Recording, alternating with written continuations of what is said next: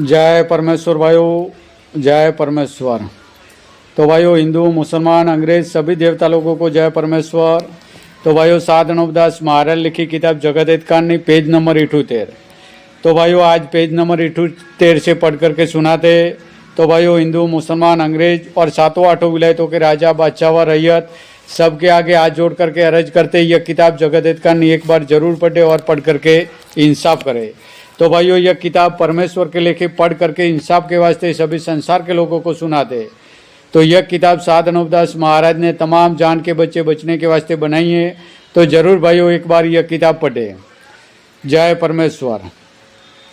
वो किताब मुफीद आम मौसुम ब जगत हितकान्नी अज तसनीफ साध नवदास मूत वतन मुलक मारवाड़।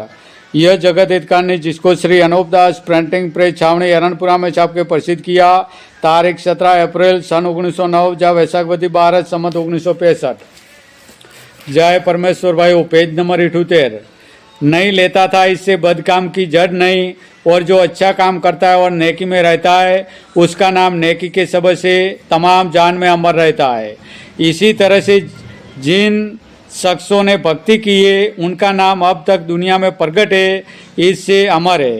परंतु इन बनियों ने झूठ का जाल कैसा चलाया कि जो यह कहते हैं कि मरे हुए जिंदा हो जाएंगे। सो यह सौदागर बनियों के घर का जाल है। मरा हुआ शख्स जिंदा नहीं हो सकता है। और सूरज चंद्रमा सी चीज़ को रकाब पकड़ने के वास्ते मुकर्रर किया। सो यह बात भी बड़े अफसोस के लायक है, क्योंकि सूरज चंद्रमा सी चीज़ को इन बनियों ने अपने जाल से रामापीर के घोड़े की रकाब पकड़ने के वास्ते साइज मुकर्रर किया है। सो यह सब इन बनिए बेईमानों के घर का जाल है, यह मालिक की कुदरत नहीं है।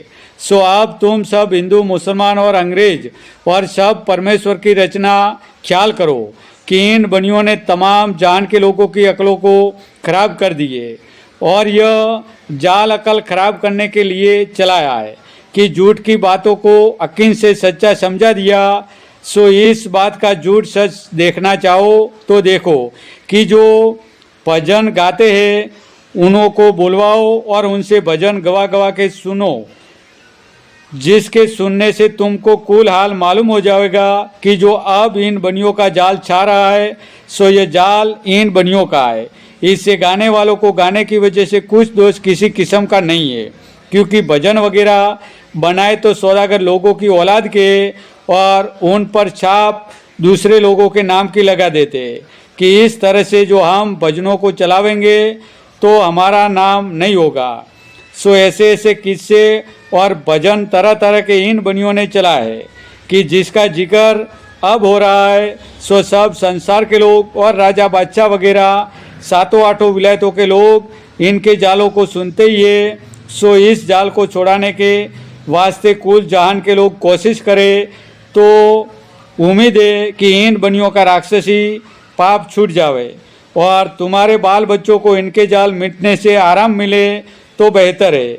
इसे यह बात ख्याल करने के काबिल है, क्योंकि यह सौदागर ऐसे जालिम और बदकार है कि जो चांद और सूरज के नाम का पाप करे तो जादू के जोर से चांद सूरज को भी जमीन पर उतार लेवे, परंतु चांद और सूरज को और कोई नहीं उतार सकता है।